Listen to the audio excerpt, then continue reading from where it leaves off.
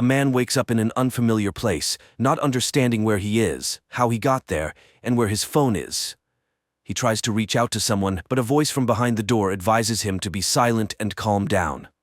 An unseen interlocutor informs the man that he has been drugged and he will feel very unwell for the next few days.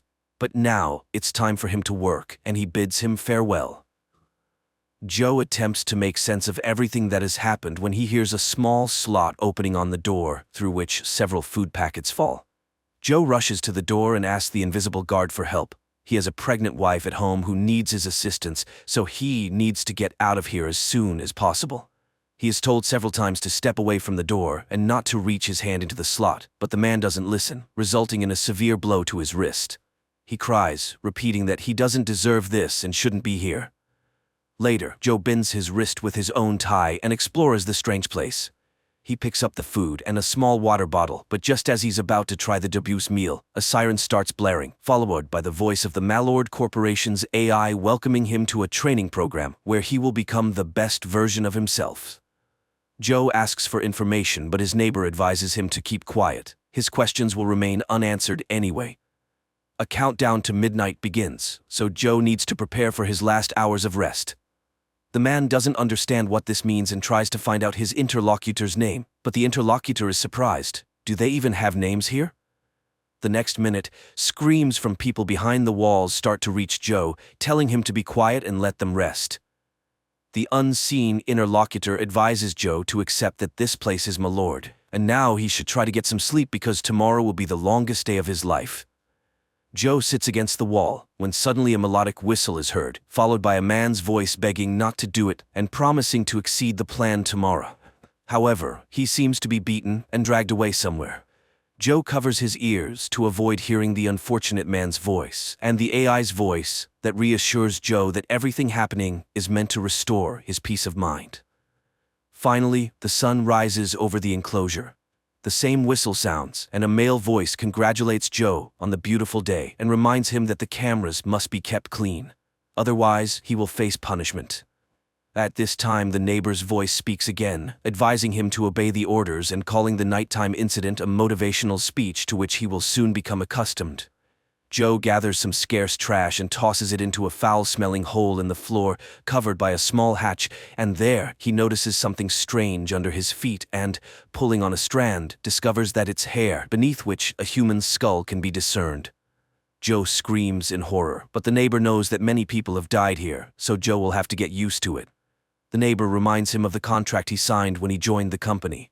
mshorror gives this to everyone, but few read the fine print all the way to the end. So everything has its price. The sooner he gets into the rhythm, the easier his days will be. He just needs to do his work. At that moment, the AI voice kicks in.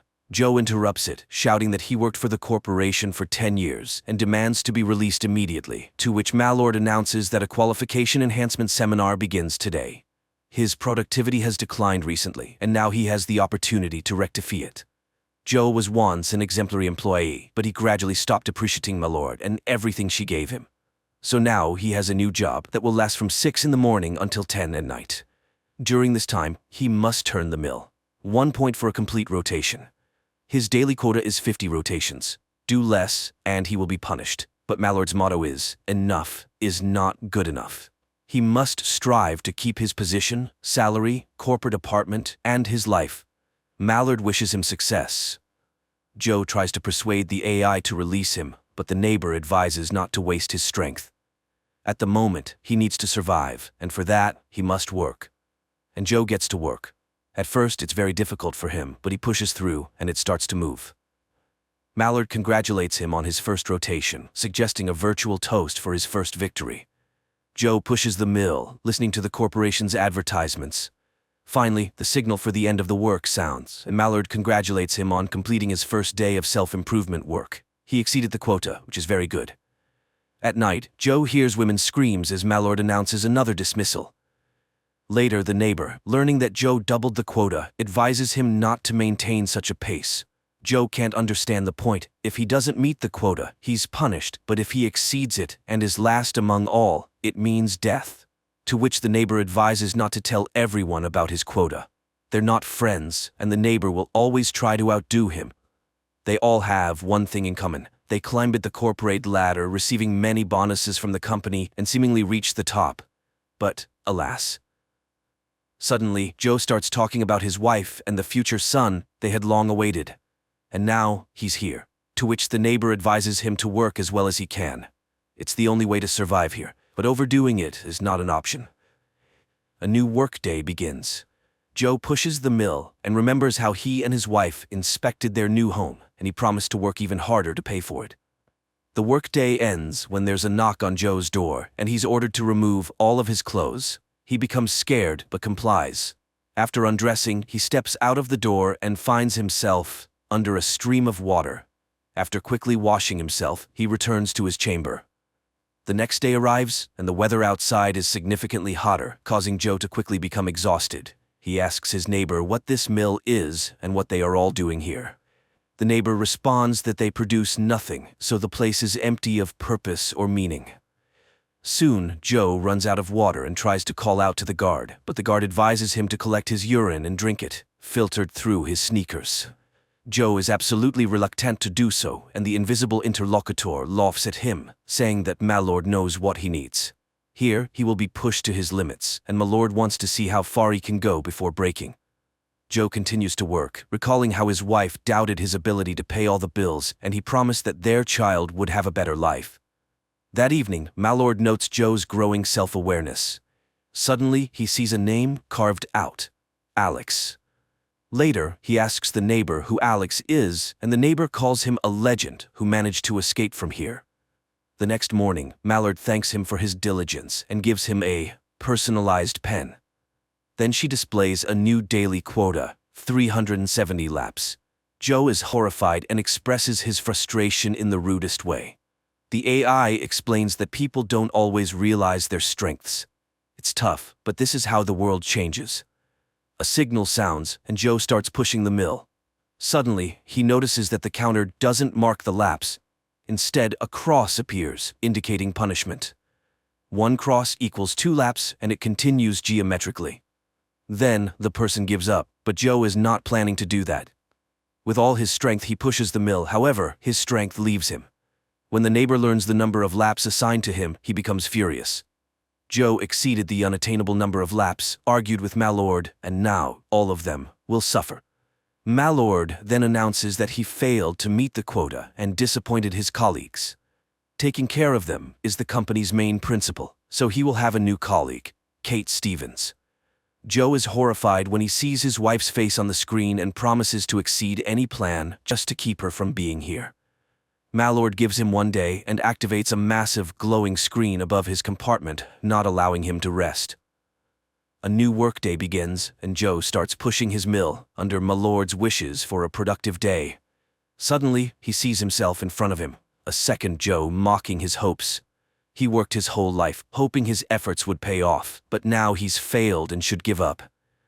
However, Joe stubbornly continues pushing the mill, and at exactly 10 he completes 370 laps. Malord congratulates him on this and cancels the penalty. As motivation, they show him images of his wife with a baby in her arms. Joe cries tears of joy, but immediately afterward, tears of sorrow as he missed his son's birth. In the morning, he asks his neighbor to tell him everything he knows about this place. The neighbor recalls his son, whom he saw only in his childhood because his father was always at work. He advises Joe to investigate the blind spot. Joe rushes to the wall and, after a long contemplation, finds an erase spot. Remembering the gifted pen, he uses it to puncture the wall and slightly expand the recess overnight. But a new day dawns and Joe begins pushing the mill, and at night, he again chips away at the wall. This continues for many days and nights. Eventually, he manages to create a hole he can crawl through. Joe crawls through it, but ends up in complete darkness, where suddenly a person appears, hits him on the head, and wishes him sweet dreams. Joe regains consciousness in his chamber. The hole is sealed, and the AI voice sounds once more. Malord is disappointed, but still willing to give him one last chance. He's so fixated on his desires that he doesn't see the big picture. So his neighbor was punished, and his quota has been increased to 1,000 laps per day. Joe rushes to the wall and learns that his neighbor's leg is broken, and he won't be able to complete even a single lap.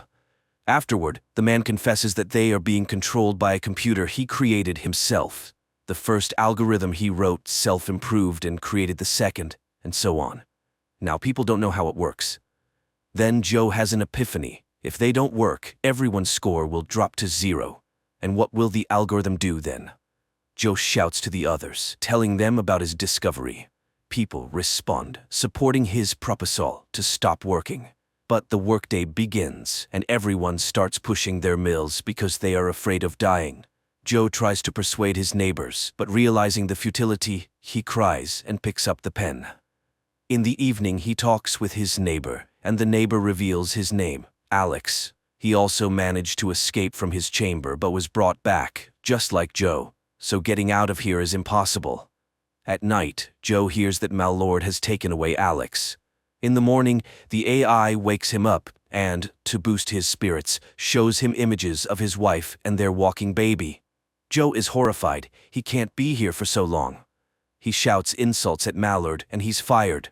Immediately, the doors open and a crowd of clerks enters, positioning themselves on the sides and silently watching Joe as he thrashes among them, trying to get an answer. But then, a man in uniform enters and confesses that he enjoys firings. 12 clerks witnessed each of them. The man loads a syringe and laments Joe's ingratitude when Mallord gave him the whole world.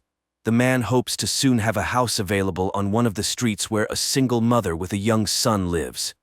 And at that moment, Joe loses control and starts beating him.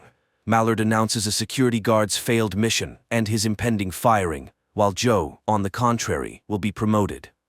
The man stops, feeling blood on his hands, but the battered guard asks him to continue. And then Joe stands up and shouts that he is not a monster, and he leaves.